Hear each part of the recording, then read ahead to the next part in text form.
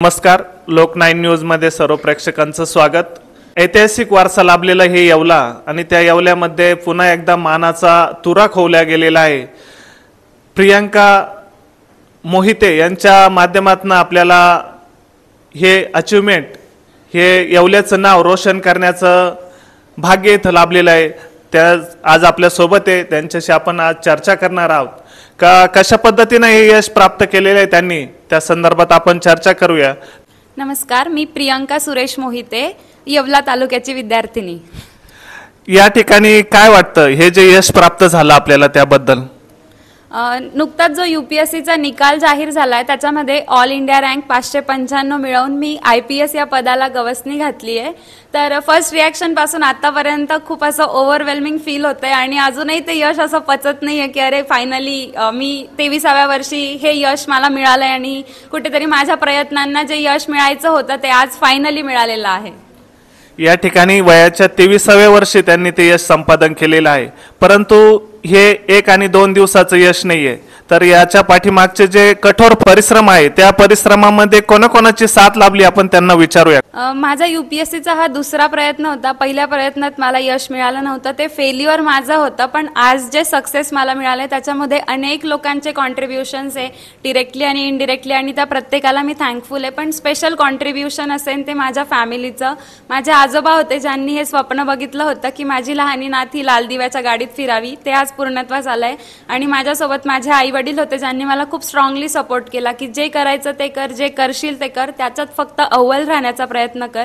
आणि माझा मोठा भाऊ आणि माझी मोठी बहीण होती की ज्यांनी मला जो मॉरल सपोर्ट ह्या प्रोसेसमध्ये हवा होता, जो पेशन्स माझा UPSCने थ्रू आउट टेस्ट केलाय, तो पेशन्स जर का मी त्या कसोटीला जर खरी उतरली आहे तर त्याच्या मागे माझे हे जे स्ट्रॉंग पिलर्स होते 4 ते माझ्यासोबत होते. आणि माझे जे टीचर होते ज्यांनी मला सांगितलं की Priyanka you must try for civil services, ते माझे स्कूल प्रिन्सिपल असतील किंवा माझे क्लासेसमध्ये आतापर्यंत जे कुठले शिक्षक वर्ग आले आणि ह्या प्रवासात ज्या कोणी मला गाईड केलं त्या प्रत्येक व्यक्तीला मी थँकफुल आहे. आणि त्या प्रत्येकाचं हे यश आहे आजचं. नक्कीच हे प्रत्येकाचं यश या ठिकाणी तुमच्या पाठीशी आहे. परंतु मला असं विचारावंसं वाटतं का ह्यामध्ये तुम्ही जो स्ट्रगल केलेला आहे, काय तुमच्या आवडीनिवडी असायच्या आणि कशा पद्धतीने त्यात पूर्ण करायच्या तुम्ही?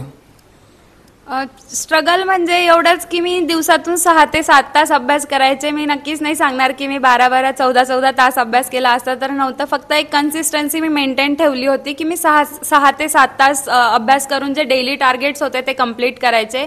एक व्यवस्थित स्ट्रॅटेजी UPSCच्या एक्झामला क्लिअर करण्यासाठी लागते. भरपूर ट्रायल अँड एरर घ्यायला लागतात. आपल्याला कुठली ट्रिक काम करते, कुठली नाही करत आहे, हे खूप चांगल्या पद्धतीने शोधायला लागतं. आणि मी जे क्लासेस केले होते त्याच्यातून मला हे चांगल्या पद्धतीने कळालं आणि त्यामुळेच हा जो स्ट्रगल होता तो थोडा सोपा झाला. बाकी UPSC करणारा पण म्हणजे UPSC करण्यासाठी पण मी हेच सांगेन की खूप स्ट्रगल नसतो, फक्त एक स्ट्रॅटेजी लागते. ती जर प्रॉपरली वर्क झाली तर यश आपलंच आहे. नक्कीच या ठिकाणी जे यश प्राप्त करायचं असतं त्याच्यासाठी कंटिन्युटी आणि स्ट्रॅटेजी, जे नियोजन म्हणतो आपण, ते सर्व नियोजन योग्य पद्धतीने जर केलं तर हे यश प्राप्त होऊ शकतं. त्याचप्रमाणे सर्व शिक्षकांचं मार्गदर्शन, वडिलांचं मार्गदर्शन लाभलं. त्यांना विचारूया की आपण त्यांनी जे छंद आहे, त्यांचे छंद काय छंद जोपासले, असे कशा पद्धतीने त्यांनी ते छंद जोपासण्यासाठी वेळ दिला?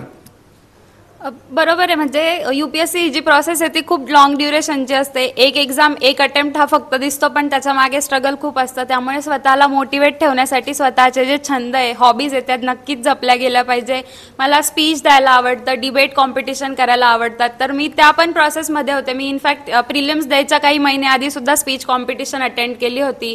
किंवा मला हार्मोनियम वाजवायला आवडायचा, व्हॉलीबॉल खेळायला आवडायचा, ते सुद्धा छंद होते. आणि माझी एक हॉबी जी मी माझ्या UPSCच्या फॉर्ममध्ये पण टाकली होती की चिट चॅटिंग, गप्पा मारायला आवडतं मला, लोकांशी बोललं की हलकं फील होतं, तर ते सुद्धा मी ह्या प्रोसेसमध्ये खूप एन्जॉय केलंय.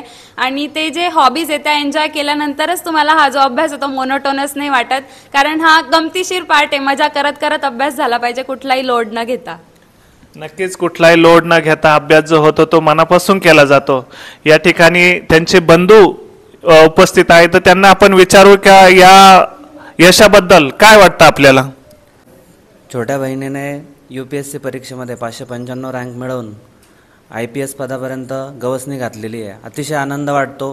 पण मला सर्वांना हे सांगायला आवडेल की आता सांगितलं जातं की मी 12 घंटे अभ्यास केला, 14 घंटे अभ्यास केला, अशा प्रकारचा कुठलाही तिने केलेलं नाही आहे. एक 6 ते 7 घंटे, पण ते जे 6 ते 7 घंटे होते तो जो ते जे डेडिकेशन होतं तिचं ते अतिशय प्रॉपर होतं. आणि आता रिसेंटली मला सांगायला आवडेल की आता रिझल्ट येणार होता, तिने इंटरव्ह्यू दिलेला होता, पण तरीही तिचं एवढं डेडिकेशन होतं की माझा नेक्स्ट अटेम्प्ट आहे, याच्यामध्ये रँक नाही आला तर मला स्टडी करायचा आहे. त्याच्यामध्ये जरी तिचा स्टडीमध्ये खंड पडला तरी तिचं ते असायचं की नाही मला करायचं आहे स्टडी. हे एवढं तिचं डेडिकेशन होते आणि ती तिच्या स्टडीबद्दल तेवढी ती लॉयल होते. काय पहिल्या प्रतिक्रिया काय होत्या निकाला पाहिल्यानंतर, किंवा घरामध्ये काय क्रिया घडल्या? प्रतिक्रिया तर शब्दात व्यक्त करण्यासारख्या नाही आहे. ज्यावेळेस रिझल्ट आला तर असं वाटलं की घरातले सर्वच जण ऑफिसर झाले आणि अतिशय आनंदाचं वातावरण होतं.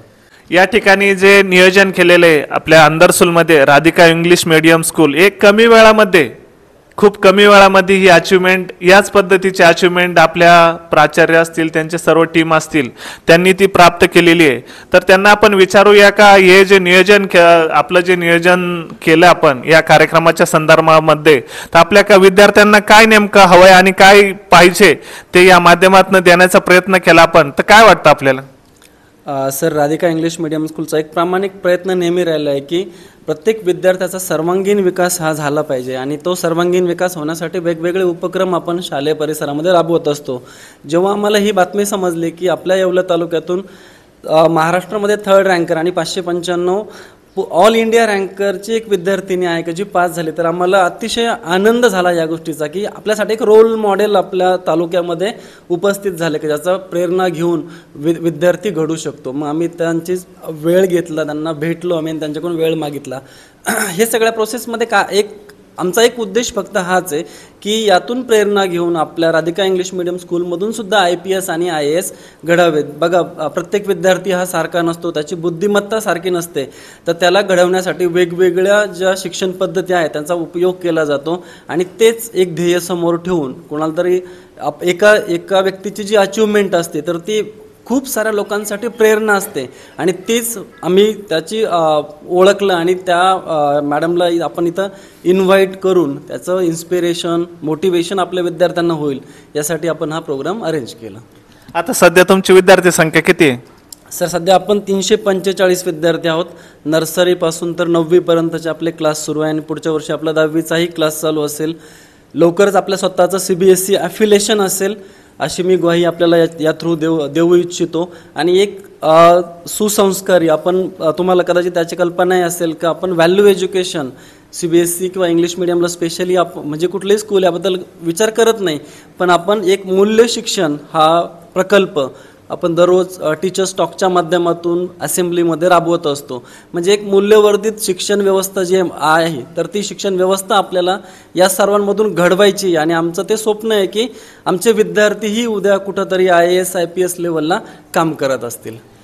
प्रत्यक्षात मी अनुभवलेलं का बऱ्याचशा कार्यक्रमांना त्यांनी आम्हाला प्रमुख पाहुणे म्हणून बोलवलेलं. या कार्यक्रमामध्ये विद्यार्थ्यांना काय देता येईल आपल्या परीने, विद्यार्थ्यांना कसं मोटिवेट करता येईल, या प्रयत्नात आपले प्राचार्य टुपके सर असतात आणि त्यांचं खूप खूप धन्यवाद या निमित्ताने. त्याचप्रमाणे अजून खरात सर आहे आपल्यासोबत, त्यांना काय वाटतं या नियोजनाबद्दल आपण त्यांना विचारूया. नक्कीच मॅडमने वेळ दिल्याबद्दल पहिले मॅडमचे खूप खूप धन्यवाद. येवला तालुक्यातून किंवा नाशिक जिल्ह्यातून पहिल्यांदा असं कोणी केलेलं नव्हतं आणि आपल्या मुलांना त्यांच्यापर्यंत पोहोचणं शक्य नाही. आज जेव्हा मॅडम जॉईन होतील त्यावेळेस आपल्याला तुम्ही म्हटल्याप्रमाणे अपॉइंटमेंट घ्यावं लागेल. आज त्यांनी जो वेळ दिला, आमच्या मुलांना जे मार्गदर्शन केलं त्याबद्दल मॅडमचे खूप खूप धन्यवाद. आणि मी मॅडमला एक आश्वासन देतो की आमच्या मुलं पण तुमच्या ट्रॅकवर जातील आणि भविष्यात ते पण कुठेतरी देश सेवेसाठी काहीतरी करतील आणि ते UPSCच्या माध्यमातून किंवा इतर माध्यमातून समाजसेवा करतील. धन्यवाद. नक्कीच यांच्या हातून समाजसेवा घडव अशी इच्छा व्यक्त केलेली. मॅडमला विचारूया का यापुढे त्यांचं काय टार्गेट राहील, कशा पद्धतीनं नियोजन राहील, एक भविष्यासाठी कसं प्लॅनिंग आहे, त्या संदर्भात काय वाटतं तुम्हाला? सध्या तरी मी हे सक्सेसच अजून ओव्हरकम करू शकलेली नाही आहे, तर फक्त एवढंच की पुढचा प्लॅन माझा असा असेल की माझं टार्गेट IAS होतं. मला ॲडमिनिस्ट्रेशनमध्ये विशेष इंटरेस्ट आहे, तर माझा एक प्रयत्न अजून असेल की मी पुन्हा एकदा UPSCचा प्रयत्न करून बघेन. त्याच्यामध्ये सक्सेस मिळालं तर ठीक, नाही तर IPS पदही मला खूप आवडीचं आहे, म्हणजे मी त्याच्यातही सर्व करेन. पण अल्टिमेट गोल हे देशाची सेवा आहे, तर ते कुठल्याही पदावरून असेल. पण एक प्रयत्न माझा असेल की आपण एकदा अटेम्प्ट देऊन UPSC बघू, त्याच्यात सक्सेस मिळालं तर ठीक, असा प्रयत्न असेल. नक्कीच या ठिकाणी जे प्रयत्न असतात हे मुलांनी सोडायचे नसतात. व्हिडिओ आवडल्यास लोक9 न्यूजला सबस्क्राईब करा, लाईक करा, शेअर करा. धन्यवाद.